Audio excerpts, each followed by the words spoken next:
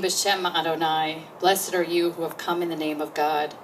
Ivdu et Adonai b'simcha b'lo lifanav b'ranana. Serve Adonai with joy, come into God's presence with song. We rejoice that Mark and Sarah join in marriage in the presence of God and loved ones. Mi adir al hakol, mi baruch al hakol, mi gadol al hakol, hu yivarech hatan v'chala. O most awesome, glorious, and blessed God, grant your blessing to this bride and this groom. Surrounded by loved ones whose joy and prayers are with you, you stand under this chuppah above your head. It is a symbol of the Jewish home. May your own home be a shelter against the storm, a haven of peace, a stronghold of faith and love. And so we join together in a prayer of gratitude. Baruch atah Adonai, Eloheinu melech haolam, shehechianu v'kimanu v'higianu lazman hazeh. We praise you, Adonai, our God, ruler of the universe, who has given us life, sustained us, and brought us to this joyous moment. And let us all say, Amen. In the union, in this sacred creation, work goes on, God joining man and woman, God planting the divine likeness within them. Male and female, God created them. May the union of Mark and Sarah animate the divine in each of them, and may each help the other to grow in God's likeness. We do kiddush, the blessing over wine, twice during the wedding ceremony. The first is a cup that represents the two separate paths that have brought you to this day. It is a cup that is shared only between the bride and the groom and represents the individual people that you are. Baruch atah Adonai, Eloheinu melech haolam, borei peri hagafen. Amen. Blessed are you, Adonai, our God, ruler of the universe, creator of the fruit of the vine. Baruch atah Adonai, Eloheinu melech haolam, asher kiddushanu b'mitzvotav, v'hitir lanu et hanisuim v'hanisuot lanu, al yedei chuppah v'kiddushin. Baruch atah Adonai, mekadesh amo Israel, al yedei chuppah v'kiddushin. We praise you, Adonai, our God, ruler of the universe, who hallows us with mitzvot and consecrates this marriage. We praise you, Adonai, our God, who sanctifies our people Israel through kiddushin, the sacred rite of marriage under the chuppah. And now I ask you, in the presence of God and this assembly, do you, Mark, take Sarah to be your wife, to love, to honor, and to cherish? And do you, Sarah, take Mark to be your husband, to love, to honor, and to cherish? You speak the words, and in a moment we'll exchange the rings that make you husband and wife. But before you do that, you have your own vows to share. No.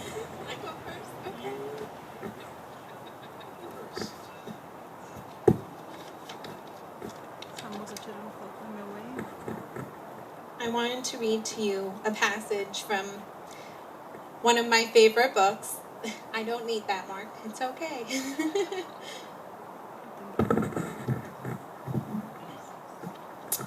Everything is illuminated, which you've heard me talk about many times.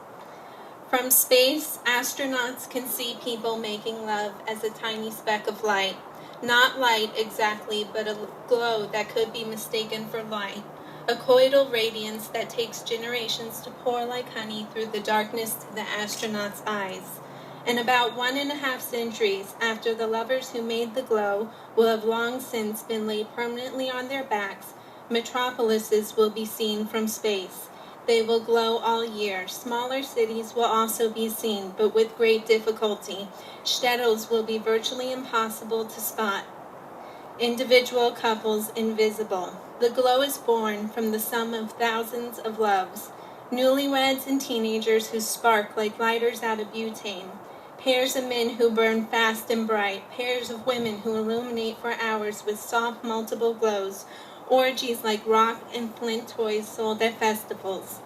Couples trying unsuccessfully to have children who burn their frustrated image on the continent like the bloom a bright light leaves on the eye after you turn away from it. Some nights, some places are a little brighter.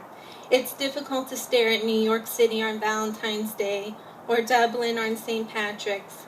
The old walled city of Jerusalem lights up like a candle on each of Hanukkah's 8 nights. Trachim Day is the only time all year when the tiny village of Trachimbrod can be seen from space, when enough copulative voltage is generated to sex the Polish-Ukrainian skies electric. We are here, the glow of 1804 will say in 1.5 centuries. We're here and we're alive. So why did I read this to you? When I read this passage, I think about all the couples who generate light daily. I reflect upon the many ways in which love manifests and shows itself, and I become inspired. I think about our ancestors and of all the exact moments in time which occurred to make this very moment, our marriage, possible. We are products of this divine light, and tonight I hope that our tiny spot of the world shines brightly with all the love which will be shared between us and everyone here before us tonight. When I think of trying to express my love for you in words, I am overwhelmed. I can't relegate love to a few words or expressions. I am unable to summarize the past 13 years I have spent with you. I cannot reduce who you are to a paragraph, but this is what I'm able to say. You allow me to be myself, and I never feel ashamed around you, and I vow to do the same. You greet me every day with openness and understanding, and I vow to do the same. You remind me of strengths which I possess but cannot always see, and I vow to do the same. You encourage me to live in the present moment and enjoy this life, and I vow to do the same. You share your light when my light is dim, and I vow to do the same. You give of yourself unselfishly, and I vow to do the same. I look forward to spending the rest of my life with you, creating a blinding light which long after we're gone will still be seen through our children and grandchildren.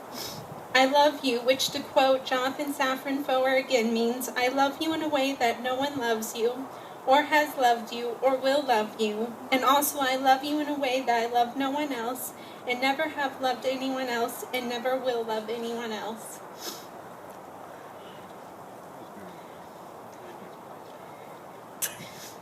It would be your turn.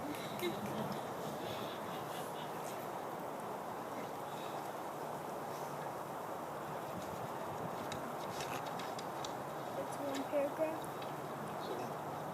When we were asked if we were going to write our own vows or read traditional vows, you and I were on totally different pages. You wanted to write vows, and I would have it no other way. I had the opposite feeling. I am not very good at writing or expressing emotions in words, neither of which make for good vows writing. And to say I had trouble with it would be an understatement. I know you pretty well, and I had not heard or read your vows when I wrote my own, but I already knew that they were beautifully written and brilliantly, written, and likely poetic sounding, which they were. I'm not so sure about my own on any of these criteria. I approached writing vows in many ways, none of which came across the way I wanted, and all of which took up many pages that went on and on. I was asked to write a bio of you for Rabbi Jessica, and it went exactly that way. It became lengthy and wordy and just unnecessarily long, pretty much like the page I'm reading now. But it made me realize a lot of things, first of which is that I go on too long about unimportant things.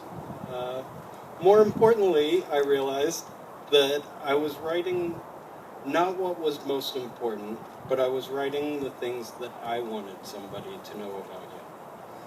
All the things I love about you, all of the things that I am proud of and adore about you, all the things I admire, like how well you write.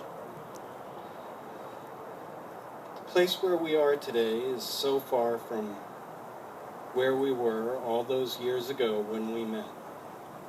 Not physically, pretty close. But spiritually and mentally, we were in a completely different place. All the things we have been through, each separately and together, have made us who we are today and what our relationship is today. All together make us who we are, and if that would be different in any way, I would not change any of the things that we probably would. You are my best friend. You are my companion. I learn from you every day, and I hope that you learn from me. I love you more each day that we are together, and I hate it when we are apart. I feel things for you and about you that I feel about no one else in the world, and those feelings feel good. And it is those feelings that I have the hardest time putting into words. I think there may be no words for how you make me feel. Love is the only word that we use to express all of those feelings. As Princess Buttercup realized, when Wesley said, "As you wish," what he really meant was, "I love you." I realized that when I say I love you, I really mean a whole lot more than just I love you. I mean all of the feelings that I feel for you that I can't always put into words. The admiration that I have for you, the happiness I feel because of you, the smiles I have from just thinking about you, and the way I feel when I am around you. It is all rolled up into one phrase. I love you. I do love you. More than you may know, but it is more than love. And it's more that I don't have words for. People say that getting married, it symbolizes the start of a new life together. And if that's the case, we're a few years too late. I don't think we are starting a new life today. I think we are a few years into our life together. We have many more years to go. So I think today is not about symbolizing the start of a new life, but really a celebration of a life that we started a long time ago. And to recognize that we want it to go on together for a long time to come. If life is a journey, I am glad you are my partner in that journey.